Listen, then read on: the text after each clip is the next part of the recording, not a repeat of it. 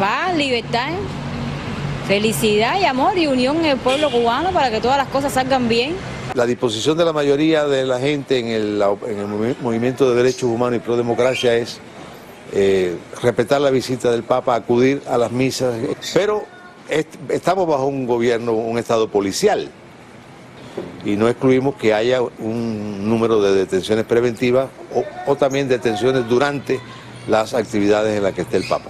Sí, yo creo que es una bendición para todos los cubanos que, bueno, tener al pontífice aquí con nosotros. Muy emocionado de escuchar el comunicado de Francisco, por lo menos a mí, y pienso que al pueblo cubano nos llegó en lo más profundo del corazón, porque necesitamos tener fe, necesitamos tener una creencia. La pregunta con la que nos fuimos a la pausa comercial, Coco Fariñas y Saily Navarro y Juan Antonio Blanco, debió pedir, por lo menos el cardenal, una tregua en estas detenciones y en estos actos que dirían preventivos para evitar que ustedes se exhiban durante la visita del Papa? Bueno, yo te diría más. El cardenal realmente es una asignatura perdida para mí. Yo pienso que el sumo pontífice debió, como mismo fue a la tumba de alguien que cayó en Bolivia. Espinal. El sacerdote, ¿por qué no fue a los fosos de la cabaña a rezar por los que él vio como fusilaban gritando viva Cristo Rey? Murieron por su catolicismo. ¿Por qué no va ahí? Simple y llanamente porque no quiere que se encolerice el gobierno castrista. Y eso son concesiones, eso es un problema de principio. Saily, ¿cómo ves esto? El cardenal Jaime Ortega recientemente pues transmitieron por la televisión cubana una entrevista que concediera a Mauri Pérez. Y una de las cosas que, bueno, hay muchas cosas en las cuales debatir en ese sentido, pero algo que llamó poderosamente la atención fue precisamente cuando se refirió a el proceso que él un poco pues estuvo dirigiendo en torno a las excarcelaciones de los presos políticos, y ni siquiera pues hizo alusión cuando se refería a las damas de blanco, pues simplemente dijo esas mujeres que se vestían de blanco. Pero algo mucho más curioso fue precisamente cuando habló de que estas mujeres pues se acercaron al cardenal y él pues habló con Raúl para ver qué hacer en este sentido, y Raúl le dijo pues sí, atiende a estas mujeres. O sea, claramente él dejó muy al descubierto que los pocos pasos que hacen son dirigidos por el gobierno cubano. Juan Antonio, tu opinión sobre todo este contexto. Bueno, el Papa tiene una misión muy difícil en Cuba, la tiene aquí también, pero esa misión evangelizadora, de negociar los intereses obviamente del Vaticano, de la Iglesia, etcétera, la va a tener que equilibrar con lo que hace falta, lo que demanda la parte del pueblo cubano que expresa su inconformidad, su opresión, etcétera. O sea, ¿cómo es posible? Ya Fariñas ponía un ejemplo que podía ser traspasado al Papa. O sea, ¿cómo es posible rezar por la salud de Fidel Castro si es que va a rezar junto con él y no ir a los fosos en la cabaña y rezar por los que ahí murieron gritando viva Cristo Rey? Pero hay toda una serie de otras posibles cosas. En Filadelfia él va a ir a visitar, ya lo anunciaron, una prisión. Bueno, Cuba es el 6º país per cápita en prisioneros, porque no se trata solo de los presos políticos, él va a haber presos comunes en Filadelfia. Bueno, ¿por qué no se interesa también por los presos, por el sistema penitenciario cubano, que es uno de los más altos del mundo? Pero ha conseguido la liberación aparentemente de más de 3.000 presos comunes. Sí, pero todavía quedan 60.000 que están guardados, y muchos de ellos por causa que sería incomprensible en cualquier otro país, porque a nadie le meten 20 años de prisión por matar la chiva que es propiedad de uno. Y eso es ahí criminalizado.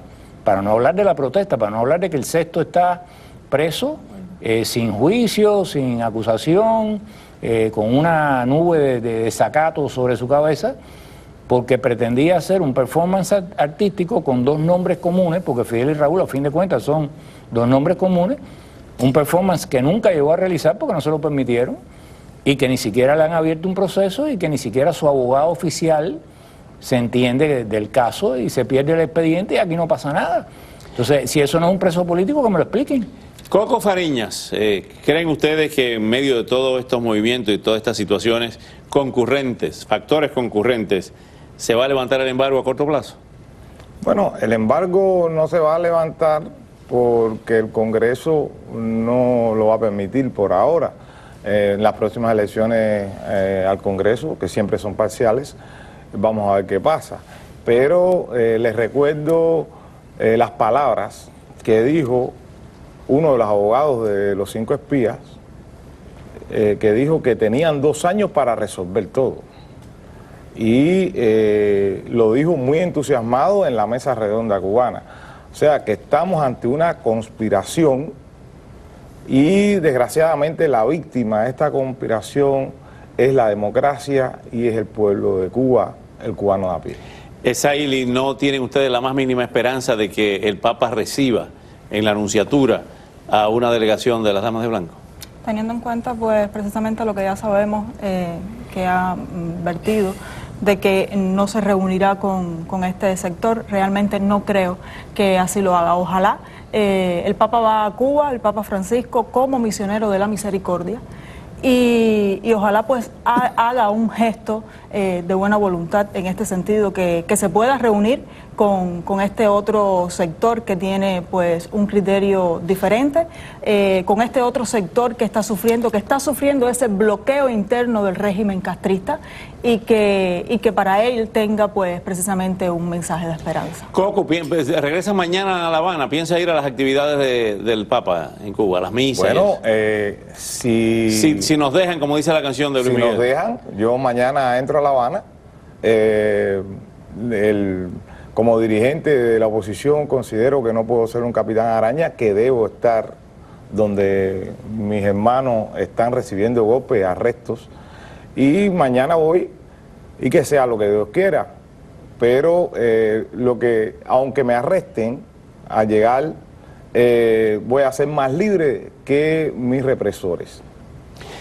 Juan Antonio Blanco me comentaba en la pausa comercial que usted vio todas las medidas del Departamento de Comercio y que ahí quizá pudiera interpretarse de forma equivocada de qué se tratan estas negociaciones directas. ¿Con todos los comercios en Cuba, con todas las instituciones, o hay una clasificación especial?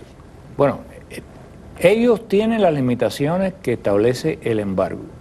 Si el Ejecutivo se mueve más allá de esas limitaciones, se hace vulnerable a un proceso, a violar la ley, a un proceso de violación de ley. En algunos de los textos se mezcla cal y arena y a veces es difícil discernir exactamente hasta dónde se está aprobando algo. Yo no sé si esa ambigüedad es deliberada. ¿Hay libertad abierta en el tema de las comunicaciones? El tema de las comunicaciones sí es un tema abierto, pero está totalmente bloqueado por el lado de allá.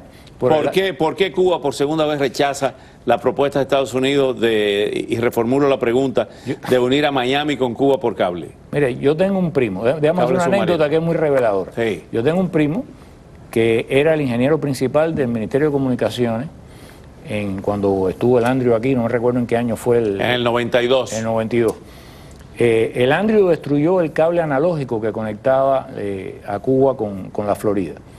Y ellos vinieron para discutir con la AT&T para que le restableciera el cable analógico. La AT&T pidió permiso y le ofrecieron restablecer el cable analógico y ponerle uno de fibra óptica en el 92 a un precio irrisorio en comparación con lo que costaba el de Chávez, después, muchos años después.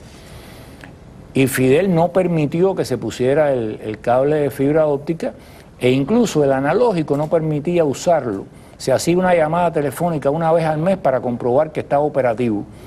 Y no fue hasta que no llegaron los mexicanos para invertir en el Texas que dijeron, mire, si ustedes no nos abren el mercado norteamericano, el mercado de Miami, que es el que paga la llamada, nosotros no invertimos aquí porque ahí es donde está el dinero. Y entonces fue que Fidel dijo, bueno, ok, permitan las llamadas telefónicas. Pero hasta ese nivel, porque el lío está en que uno cuando piensa... ¿Y por qué le tienen tanto miedo a los cables? Porque la sociedad totalitaria no se mantiene solo con policía y tanques, se mantiene controlando la educación, controlando la producción cultural, controlando las percepciones de los ciudadanos. Y las percepciones se dan no solamente en el cine, el teatro, mira Cremata lo que le pasa, y en otras expresiones, mira el pobre Sexto también en qué circunstancia está. Se da cuando los parientes se ponen en contacto y le empiezan a contar a los que están atrás, oye, no, aquí me va mejor porque aquí hay esta posibilidad, y los de allá empiezan a pensar distinto. Por eso que yo también me he manifestado en el caso de los cubanoamericanos porque viajen, porque pueden ser un elemento de... O sea, un turista americano, yo le defiendo su derecho a viajar únicamente porque es un derecho constitucional. Pero no me trago la píldora de que son elementos de liberación ni nada de eso, porque esa gente no va ni siquiera a poder comunicarse bien muchas veces con los cubanos que no hablan tanto inglés. Ahora, los cubanoamericanos sí tuvieron un impacto de la época en Mariel. Por eso fue que sucedió en Mariel también, por el gran desencanto de mucha gente, cuando los que se habían ido regresaron y demostraron que había otra vida diferente, otra manera de ver las cosas. En el caso de la iglesia, retomando el tema de la iglesia, hay cubanos que han dicho, lo hemos escuchado aquí en Miami, que el Papa y las autoridades eclesiásticas no han hecho una labor para cambiar al gobierno cubano. La iglesia ha respondido que la iglesia no está para tumbar gobierno, para cambiar gobierno, que eso le corresponde a los cubanos. Ahora bien, el Papa Juan Pablo dijo en enero del 98, no tengan miedo, y que Cuba se abra al mundo y el mundo se abra a Cuba. ¿No pasó nada desde el punto de vista, o sí pasó? Sí. Desde el punto de vista de la oposición. Sí, yo pienso que la oposición cada día está más comprometida.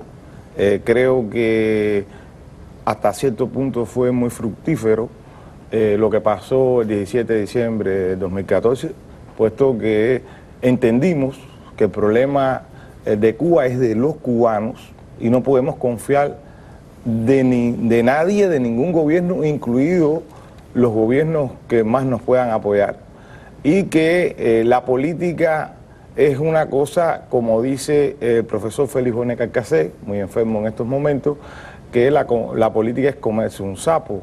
Y indiscutiblemente que los norteamericanos, por tal de tener al gobierno cubano cercano, están tragándose ese sapo. Pero tampoco nos pueden obligar a los demócratas a que nos traguemos el sapo que es el castrismo.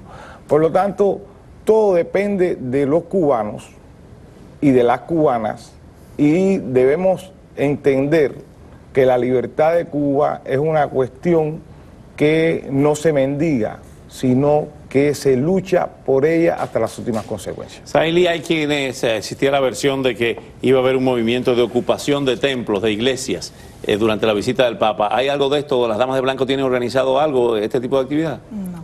Eso fue un rumor que puso el gobierno cubano a correr. Sí. Realmente en este sentido pues no tenemos nada. El hecho de que, o sea, como todo ciudadano, poder participar en las misas que oficiarán en Cuba, pero que bueno, como ya he sabido, el régimen pues se las ha orquestado para desde muy temprano comenzar los arrestos en torno a ello, para que no podamos participar. Regresa mañana a La Habana. Sí. ¿Levantamiento del embargo a corto plazo, a mediano plazo, a largo plazo? Yo no lo veo a corto plazo, y ellos sí tienen claro una cosa: lo que logren, lo tienen que lograr en lo que queda de mandato de Obama. Ellos lo saben. Y por eso es esta gran ofensiva con el Papa, que por supuesto está en contra del embargo, con Obama, con las llamadas telefónicas, con la visita de Raúl Castro a los Estados Unidos, que no es a los Estados Unidos hasta ahora. Por ahora es hasta la misión de Cuba en la ONU, hasta la sede de la ONU, pero que eventualmente lo pueden invitar a que se traslade a Washington y lo pueden recibir en la Casa Blanca. Bueno, ¿y a Obama en La Habana? Eso sí yo lo quisiera ver. ¿Por qué? Porque eso sí es un terremoto. Un presidente negro, que lo diga el Coco, llegando a Cuba. Allá hay una visión de las cosas que es bienvenido Mr. Marshall. Allá todo el mundo está con la esperanza de ver... yo me acuerdo con los rusos que decían, en lugar de decir Kosygin, decía consigue. Y como no que haya un bombardeo de queso de jamón de Virginia, sí, y de queso Gruyère. Y de McDonald's envuelto. Mucha gente tiene esa esperanza y eso no es así, evidentemente no es así, pero tienen simpatía. Gracias por venir esta noche y suerte en el regreso a Cuba. Siempre como ir a un safari, ¿no? Gracias.